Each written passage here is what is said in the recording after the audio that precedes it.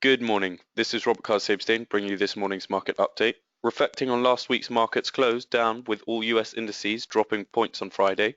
Earnings are not looking great with the US 500 on track to close its first reporting season of negative growth since the Great Recession between 2007 and 2009. The US 500 lost 30 points on Friday to close on 2017.58. The US Tech 100 dropped 96.19 to close on 4,492.13, and the Wall Street shed 265 points to end the week on 17,203.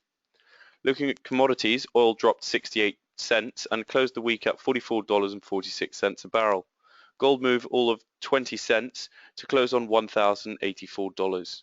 Oil fell below $45 a barrel for the first time in 3 months after OPEC said the oil overhang had grown even bigger than during the financial crisis. OPEC, which pumps a third of the world's oil, said on Thursday that inventories of crude oil in advanced economies were more than 210 million barrels above the 5-year average, outstripping the build-up in 2009. Saudi Arabia, OPEC's de facto leader, has shown no sign of reversing course on its policy of keeping the taps open in an attempt to win back customers from higher cost producers. The world's largest exporter told OPEC it had pumped 10.3 million barrels a day in October, largely unchanged from September, but up at least 600,000 barrels a day on the same time last year. Iraq, the second largest producer in the producers' cartel, has also been raising output and sending more tankers to the US as North American production starts to slip in the face of lower prices. OPEC has forecasted that demand for its crude next year will average about 30.8 million barrels per day as demand rises and output outside the cartel slips.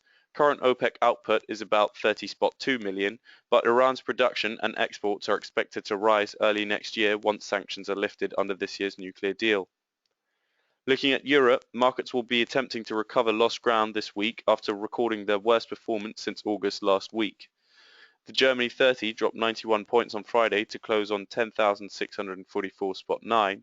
The UK 100 took a significant hit from falling mining shares, losing 80 points to end the week on 6,080.3.